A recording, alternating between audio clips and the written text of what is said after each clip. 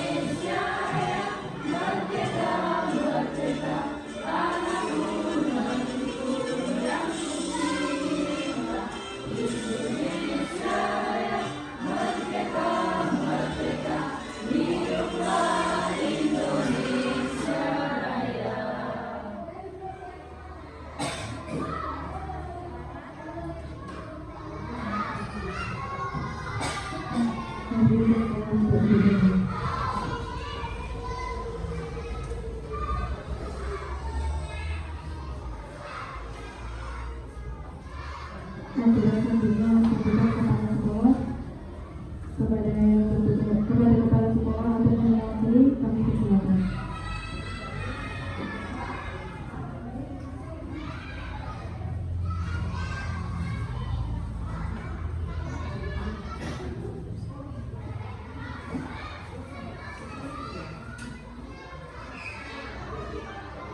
Assalamualaikum warahmatullahi wabarakatuh. Alhamdulillahirrahmanirrahim. Wassalatu wassalamu ala asyrofil anbiya'i wal mursalin sayyidina Muhammadin wa ala alihi wa sahbihi ajmain. Pertama-tama mari kita panjatkan puja syukur kehadirat Allah Subhanahu wa Ta'ala yang mana pada siang hari ini kita dapat melaksanakan acara diseminasi aksi nyata modul 14 budaya positif yang diselenggarakan di SDN Barsri 2 dalam keadaan sehat walafiat. Kedua kalinya semoga apa yang dilakukan, apa yang dikerjakan oleh guru kita yaitu Ibu Eni semoga berjalan lancar sesuai yang diinginkannya. Bapak Ibu yang saya hormati, Bapak Ibu SDN Barsri 2 serta Bapak Ibu dari Selopanggung, saya mewakili Kepala SDN Barsri 2 mengucapkan banyak-banyak terima kasih atas kehadiran Bapak Ibu semua sehingga nanti acara ini berjalan sesuai dengan rencana. Tak lupa kedua kalinya saya berharap dan memohon kepada Ibu Eni dengan adanya kegiatan ini semoga dapat menambah wawasan bagi Ibu Eni serta menambah pengalaman pelajaran bagi guru-guru sekalian. Demikian saja apa yang saya utarakan. Semoga acara di siang hari ini bisa berjalan lancar. Akhirul kalam, wassalamualaikum warahmatullahi wabarakatuh.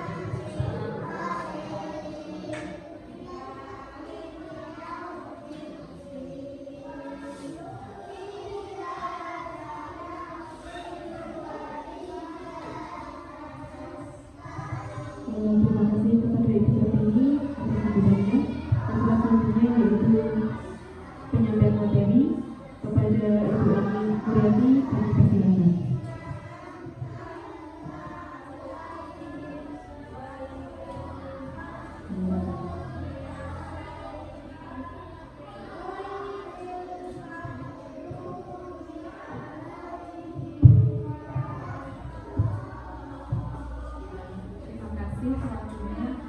Assalamualaikum warahmatullahi wabarakatuh.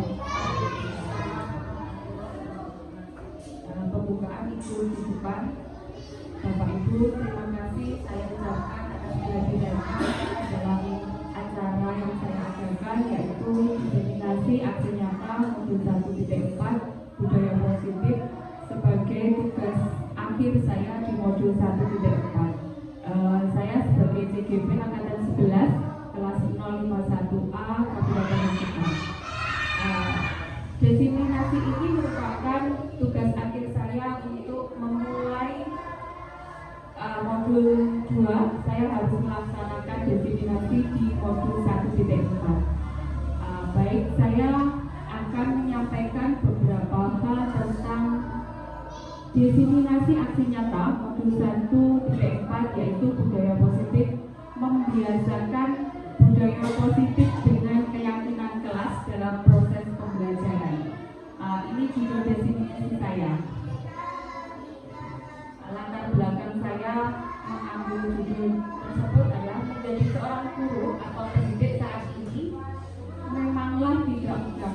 Banyak hal yang harus kita persiapkan demi mencerdaskan dan membentuk karakter peserta didik yang sesuai dengan tujuan pendidikan.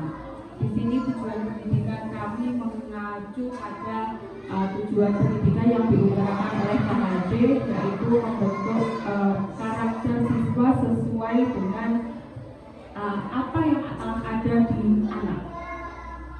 Jadi saya merupakan pribadi yang selalu terbuka akan perubahan, apalagi itu berkaitan dengan kompetensi yang menunjang karir sebagai pendidik. Salah satunya saya mengikuti pendidikan guru penggerak ini juga salah satu upaya saya untuk meningkatkan kompetensi saya. Kemudian melalui artikel ini atau paparan ini saya akan membagikan pengalaman saya melaksanakan diseminasi berbagi aksi nyata modul 1.4 yaitu budaya positif yang merupakan bagian dari tugas saya sebagai calon guru penggerak angkatan 11. Saya berharap dari apa yang saya sampaikan nanti bisa menjadi pemahaman ataupun ilmu baru bagi Bapak Ibu semuanya, yang nantinya bisa diterapkan di tempat kerja masing-masing, di kelasnya masing-masing, di sekolahnya masing-masing, dan saya berharap nantinya juga bisa meluas atau menyebar di dunia pendidikan yang ada di sekitar kita. Berikut adalah rangkaian dari kegiatan yang saya sajikan. Budaya positif merupakan perwujudan dari nilai-nilai atau keyakinan universal yang diterapkan di sekolah. Kita mungkin akan bertanya, budaya positif itu seperti apa toh? Kali ini Kabupaten Magetan sudah menerapkan atau mulai menggalakkan budaya positif yang dimulai dari Bapak Ibu menyambut anak-anak didiknya setiap pagi di halaman, di depan gerbang. Itu juga salah satu upaya untuk peningkatan budaya positif.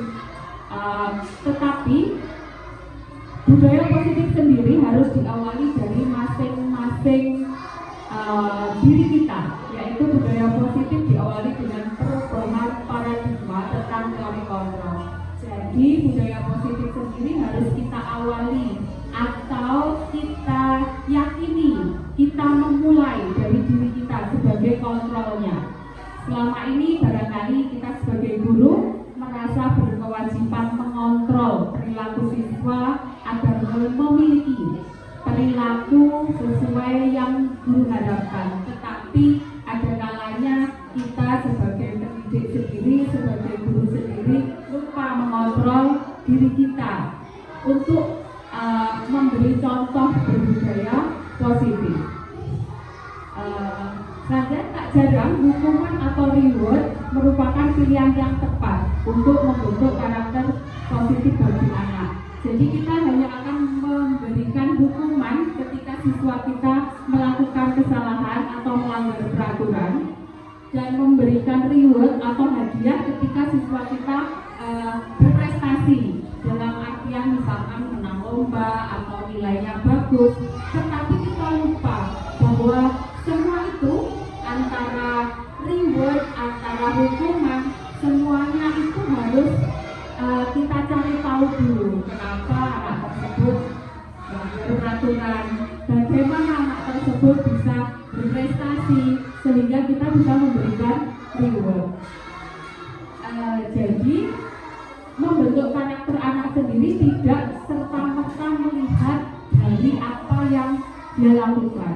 Perlu kita pahami bersama bahwa itu merupakan cara yang tepat sebenarnya, seperti yang saya katakan tadi, bahwa itu harus dimulai dari diri kita, merupakan kesadaran pribadi kita, bukan karena peraturan yang harus kita patuhi, bukan karena ketakutan kita terhadap misalkan karena ada ibu kepala sekolah waktu isu, atau karena saya harus melakukan ini untuk mendapatkan nilai bagus, bukan karena saya harus melakukan ini agar saya dipuji, bukan karena itu, tapi menumbuhkan kesadaran dari dalam peserta didik. Itu yang harus kita kembangkan atau yang harus kita munculkan. Berangkat dari pemahaman ini, saya ingin membagikan pola pikir baru tentang cara mewujudkan nilai-nilai kebajikan universal yang dapat membangun karakter positif bagi peserta didik. Mungkin sedikit bercerita atau berbagi, saya sendiri baru beberapa bulan mengikuti pendidikan guru penggerak, tetapi ternyata banyak sekali ilmu yang saya dapatkan. Kemarin saya cerita ke beberapa teman bahwa dulu saya nggak bisa apa-apa, dulu saya nggak disiplin sama sekali. Jangankan membuat video, jangankan membuat template, jangankan membuat sebuah laporan aksi nyata, membuka Canva saja saya nggak tahu gimana caranya. Bahkan ketika saya harus mengunggah dokumen pendaftaran CGP saya harus minta tolong ke beberapa teman, Bu Bila ini gimana, Bu Nani ini gimana, karena saya jujur saya nggak tahu. Tetapi setelah mengikuti program guru penggerak, belum selesai ini, baru menyelesaikan modul 1 kebiasaan ini juga harus kita terapkan ke diri kita semuanya, bukan hanya diri kita sebagai pendidik, tapi diri kita sebagai pribadi. Sebagai contoh, nilai positif ini kalau tidak dibiasakan, kalau tidak dipaksakan, maka kita tidak akan memperolehnya, tidak akan menjadikan kebiasaan, apalagi jadi contoh bagi siswa kita. Tujuan diseminasi ini yaitu menciptakan murid yang merdeka dan disiplin, diri yang kuat, menumbuhkan budaya positif di sekolah dengan meyakini nilai-nilai kebajikan universal. Mungkin terkesan sesuatu yang kebajikan universal, seperti apa toh kebajikan universal, kemudian nilai-nilai kebajikan itu yang seperti apa? Sebenarnya hal-hal ini sudah ada atau sudah kita terapkan setiap harinya. Hanya kadang kita lupa bahwa itu bukan hanya ditujukan untuk siswa, tetapi juga harus ditujukan untuk kita agar bisa menjadi contoh. Jadi selanjutnya tolak ukur diseminasi itu sendiri yaitu terbentuknya keyakinan kelas melalui kegiatan kesepakatan kelas yang dilakukan wali kelas dan siswa. Siswa mampu menerapkan dan menjalankan keyakinan kelas yang telah dibuat. Baik di sini saya akan sedikit memberikan paparan atau tugas saya yang lalu, itu sebuah penerapan restitusi segitiga, restitusi penanganan kesalahan untuk anak-anak yang harus kita berikan keyakinan bahwa apa yang dia lakukan itu satu, ada alasannya mengapa dia melakukan, kemudian ada alasannya bagaimana ketika dia sudah melakukan itu, kemudian bagaimana dia bisa meyakini bahwa apa yang dilakukan itu satu sebuah kesalahan atau sebuah prestasi yang mungkin bisa ditingkatkan atau dipertahankan.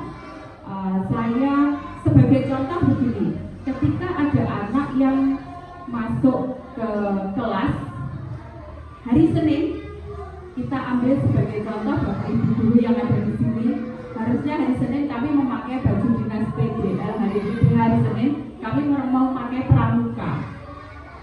Sebagai contoh seperti itu, ketika upacara hari Senin, harusnya anak-anak memakai seragam merah putih, kemudian ada satu anak memakai baju pramuka. Mungkin secara peraturan anak tersebut telah melakukan kesalahan. Apa yang kira-kira dilakukan oleh pihak sekolahan? Menghukum atau memberi sanksi yang selama ini kita lakukan. Mesti ditegurnya, kau pengen pramuka kakak alim kau, ini mau berusaha gitu ya. Padahal kita tidak tahu apa yang sebenarnya terjadi. Di sini yang disebut keyakinan kelas, budaya positif, keyakinan nilai-nilai universal itu bersumber atau berawal dari apa yang terjadi. Kita cari tahu dulu, anak ini kenapa pakai baju pramuka, sedangkan hari ini harusnya upacara menggunakan baju merah putih. Ternyata setelah ditanya, Bu, baju saya basah, atau Bu, baju saya tadi disetrika Ibu kebakar, adanya baju ini Bu, saya sudah berusaha nyari pinjaman, ternyata nggak dapat. Alasan-alasan inilah yang harus kita tanyakan ke anak. Begitu juga ketika ada anak tidak mengerjakan tugas, kita akan langsung memberi dia nilai 5, bahkan 0, tanpa meminta keterangan apa yang sebenarnya terjadi.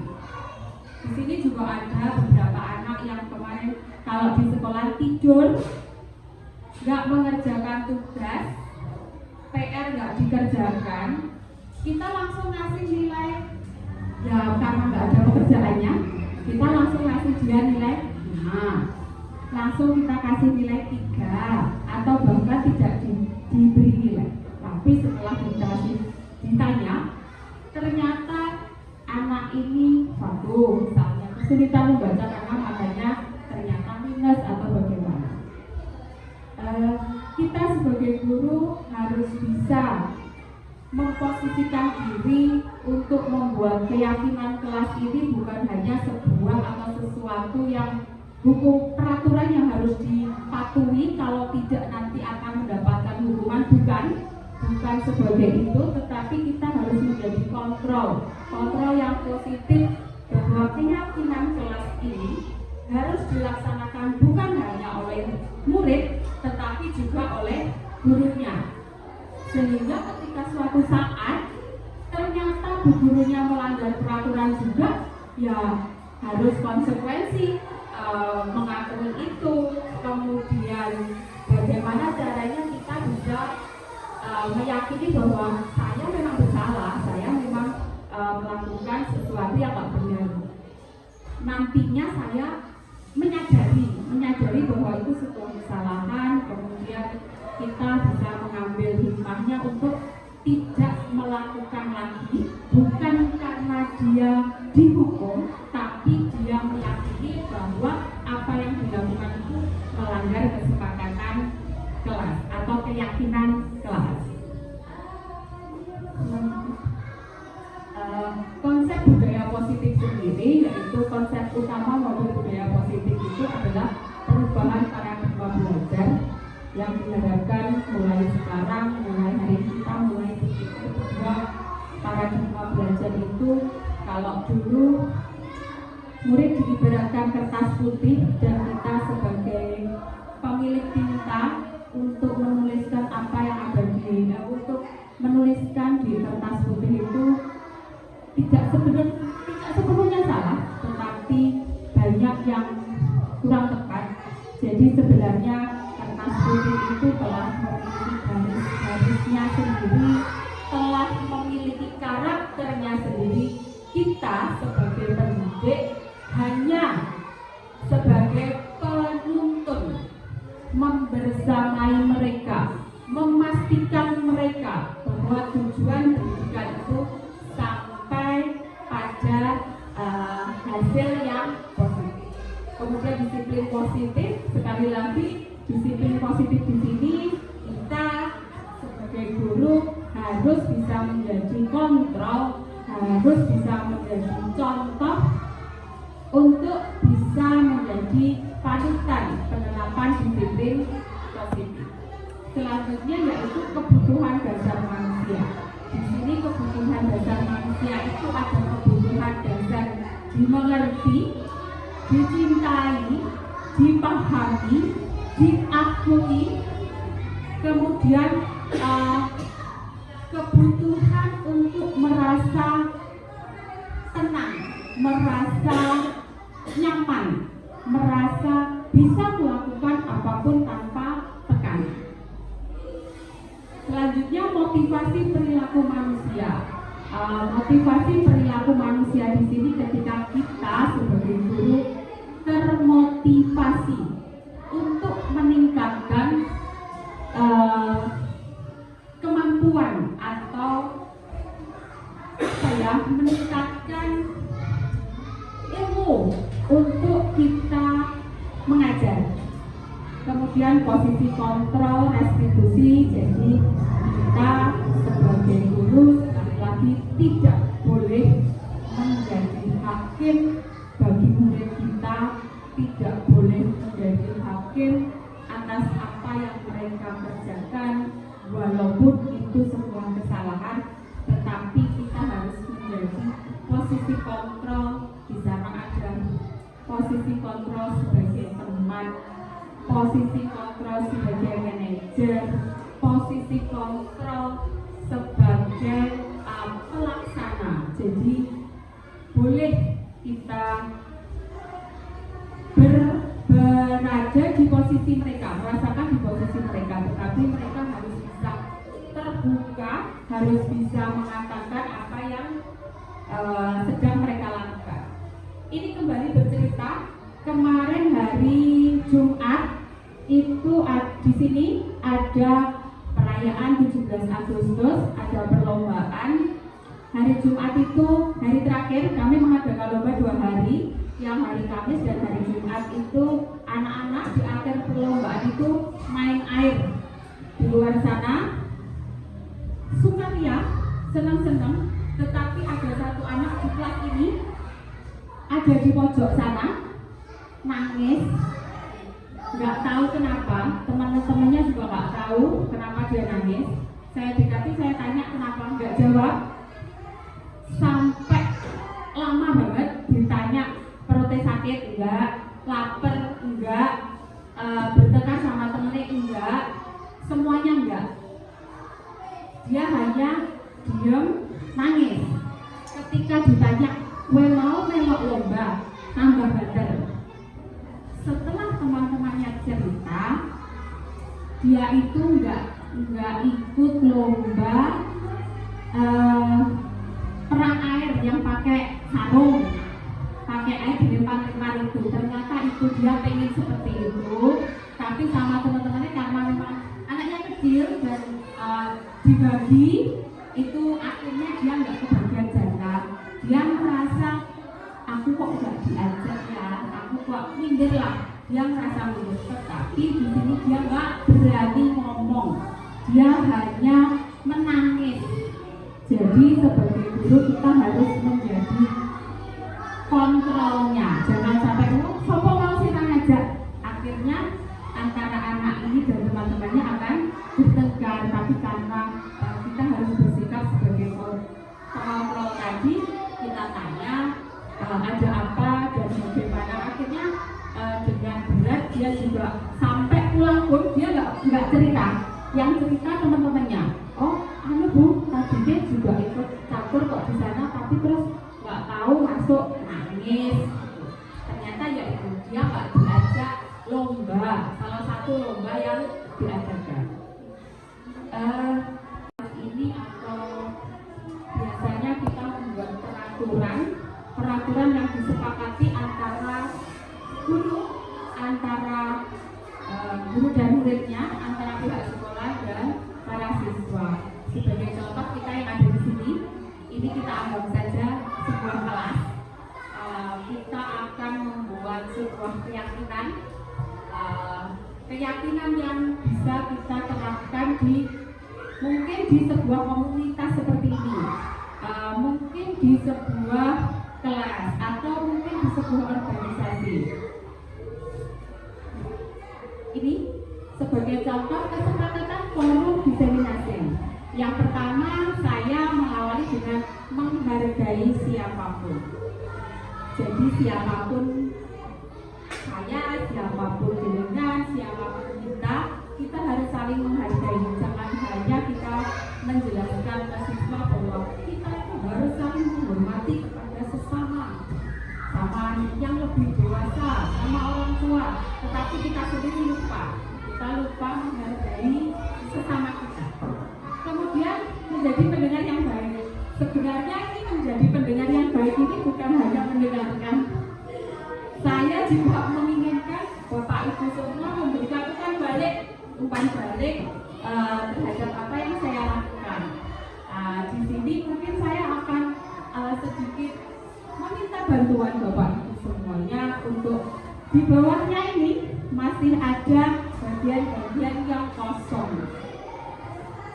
Jadi saya minta kita membuat kesepakatan yang nantinya bisa kita jadikan sebagai keyakinan kelas atau sebagai contoh bahwa ini bisa diterapkan di kelas kita. Ini contoh saja di kelas saya, itu anak-anak sudah mulai terbentuk bahwa ketika dia pengen berbicara, dia harus angkat tangan. Walaupun temennya yang ngomong, dia itu selalu angkat tangan. Aku tak ngomong bisik, atau aku minta izin mau ngomong.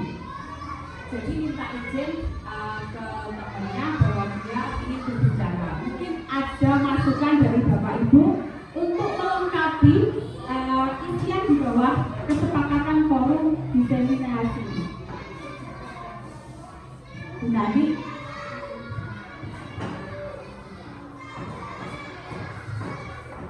Salah satu contohnya mungkin kalau di kelas minta izin ketika mau keluar kelas, minta izin keluar kelas. Mungkin ini bisa saya tambahkan juga, bukan hanya izin keluar kelas ketika kita mau masuk ke kelas guru yang lain harus ketuk pintu minta izin. Keluar dan masuk kelas izin untuk keluar dan masuk kelas. Mungkin ada yang lain, Bu Reni? Yang sering anak-anak itu biasanya lakukan itu kalau ada disuruh ngomong, biasanya kan suka ngomong sendiri. Jadi ya ngomongnya harus berdiri dan Misalkan seperti yang saya contohkan tadi, mengangkat tangan untuk minta izin menyela. jadi ya termasuk kita tidak boleh pada saat ngomong. Biasanya kan di kelas anak-anak sering seperti itu ya.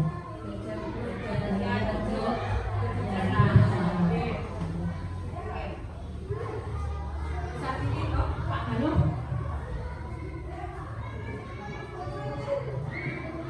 Mungkin itu yang sering kita jumpai di anak itu berbudaya rapi, datang dan pulang sekolah. Nah, jadi bisa memakai sepatu waktu pulang sekolah itu ditertibkan.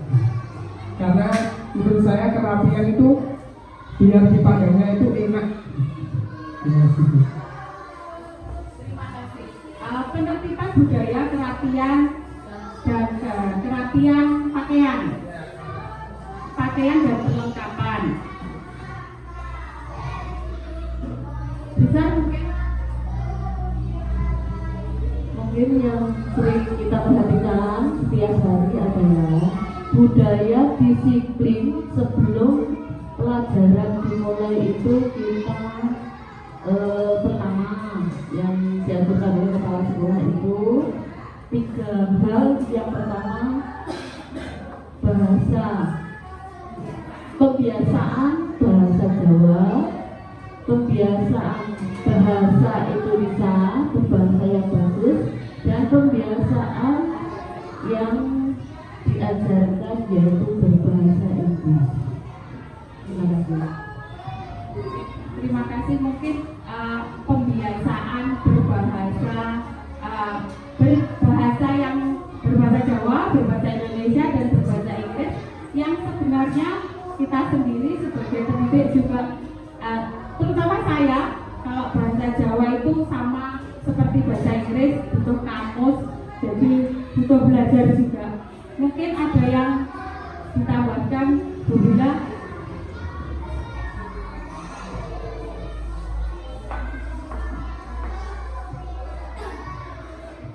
Ini mungkin bisa diajarkan untuk kebiasaan sholat duha nih, karena sampai saat ini walaupun sholat duha itu harus diteriaki sholat duha, jadi mungkin ditertibkan kembali untuk tugas dan kewajiban mereka sebelum melaksanakan sholat, baik sholat duha maupun sholat duha.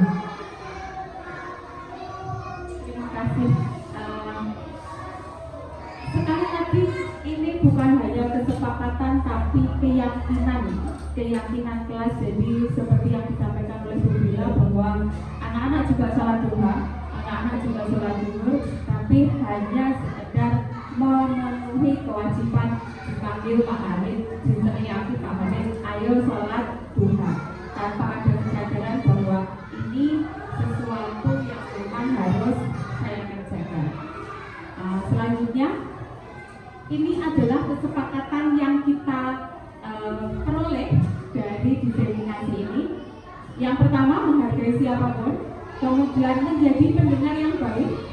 Jadi dimohon Bapak Ibu guru benar-benar menyadarkan bahwa pada dirinya bahwa menjadi pendengar yang baik di sini bukan hanya di acara seperti ini, tapi menjadi pendengar yang baik untuk siswa-siswinya yang mungkin mohon maaf ada yang berkebutuhan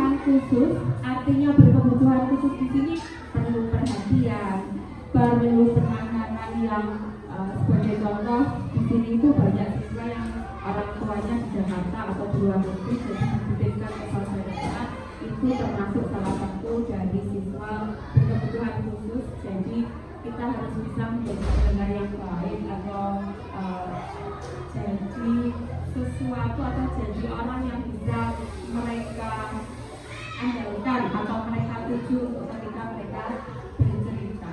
Kemudian izin untuk menyampaikan sesuatu, satu pendapat. Artinya tadi seperti yang saya katakan, mengangkat tangan dulu biar nggak rebutan ngomong. Lalu izin untuk keluar dan masuk kelas. Jadi menjaga sopan santun, kalau mau ke kelas sebelah ketok pintu, salam, matur apa yang mau dia kerjakan. Karena selama ini beberapa anak juga asal masuk, bu pinjam kelut, bu pinjam apa gitu. Jadi mungkin itu bisa mulai kita tanamkan. Kemudian budaya berbicara tadi, selanjutnya penertiban budaya perapian pakaian dan perlengkapan. Ini budayanya di sini budaya nyangking tas dan nyangking sepatu.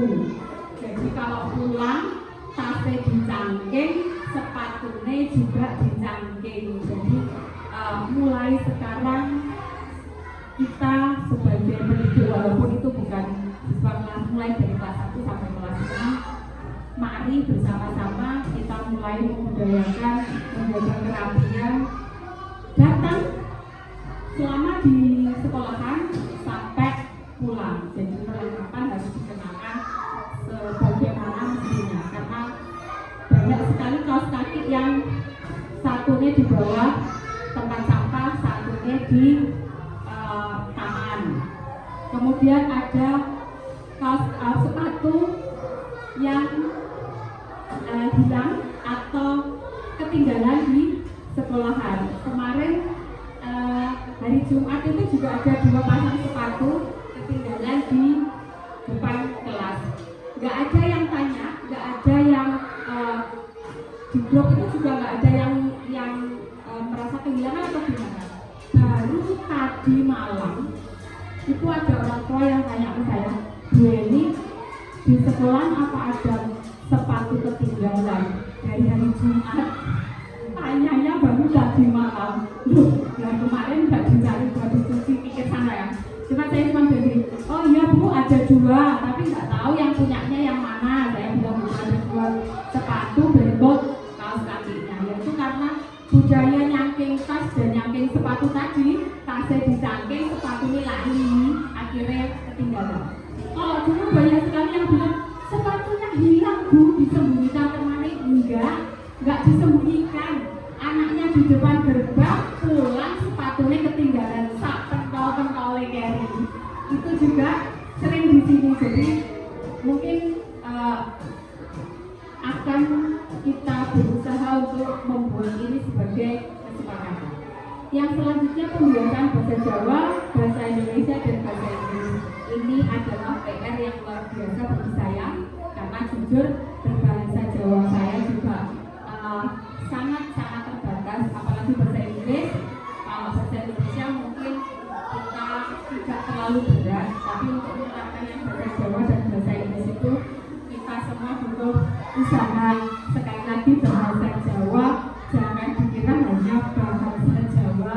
Kemarin masalah 61 nih Busan, harus tanya Google, 50 juga harus tanya Google, karena saking bahasa Jawa mulai tercicip walaupun kita sebenarnya adalah orang Jawa. Yang selanjutnya penertiban persiapan sholat duha dan sholat zuhur. Ini bukan hanya sebagai ibadah atau kewajiban, tapi semoga akan menjadikan sebuah keyakinan pada diri anak-anak untuk menumbuhkan budaya positif, nilai positif pada dirinya, dan semoga dengan pembiasaan sholat duha ini juga kita sama-sama berharap anak-anak kita akan menjadi anak-anak yang soleh, anak-anak yang membanggakan, anak-anak yang nantinya berhasil di kehidupannya nanti. Selanjutnya untuk untuk menutup desensitisasi saya akan memaparkan rangkuman dari materi yang saya peroleh di modul 1. Modul 1 saya itu ada modul 1.1, 1.2, 1.3, dan 1.4. Salah satu yang harus saya kerjakan adalah hari ini adalah aksi nyata modul 1.4. Kalau yang 1.1 sampai 1.3 kami hanya berkewajiban membuat tapi tidak diseminasi. Yaitu pendidikan merupakan kebutuhan yang sangat penting bagi manusia. Dengan demikian, manusia dapat menciptakan kemajuan di berbagai bidang yang pada akhirnya dapat menempatkan seseorang pada derajat yang baik.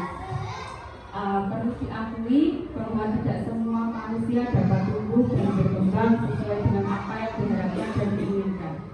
Oleh karena itu, pendidikan menjadi satu kebutuhan yang cukup penting dalam mengalami perubahan dan kemajuan zaman modern ini.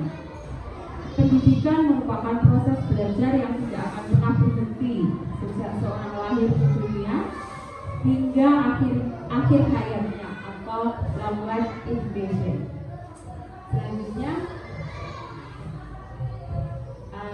membangun suasana positif di lingkungan sekitar, baik di rumah, sekolah, tempat kerja, maupun komunitas, adalah hal yang sangat penting dan berdampak besar. Suasana positif yang dapat memberikan banyak manfaat bagi individu dan kelompok, serta berkontribusi pada pencapaian tujuan bersama. Di antaranya, meningkatkan kesejahteraan mental dan emosional, mengurangi stres, kecemasan, dan depresi, meningkatkan rasa bahagia dan puas, meningkatkan motivasi dan energi, meningkatkan hubungan dan kerjasama, membangun kepercayaan dan rasa hormat, meningkatkan kolaborasi dan kerjasama, kemudian meningkatkan produktivitas dan kreativitas. Orang-orang yang merasa nyaman dan dihargai dalam lingkungan positif lebih cenderung untuk bekerja sama dan saling membantu.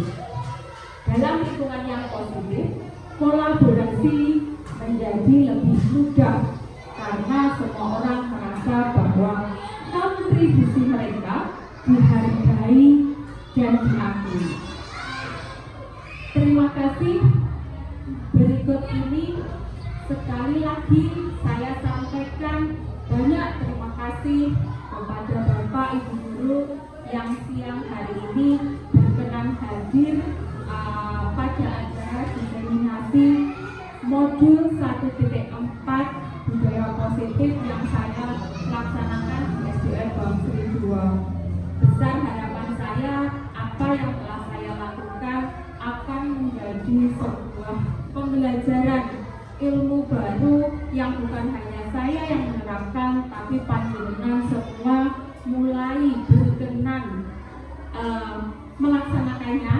Dan Bapak Ibu Guru mohon atau mulai berkenan untuk mempersiapkan diri mengikuti seleksi calon guru penggerak angkatan 12 yang akan segera dilaksanakan. Matur suwun. Assalamualaikum warahmatullahi wabarakatuh.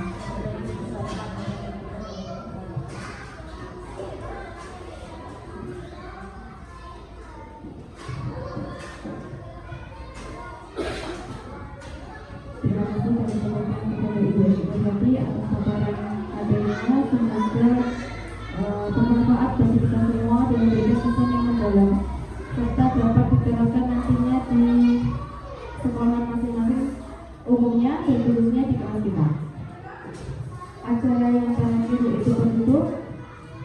Sebelum saya tutup, kami mengucapkan banyak terima kasih atas partisipasi dan juga kontribusinya terhadap jalannya acara pada siang hari ini.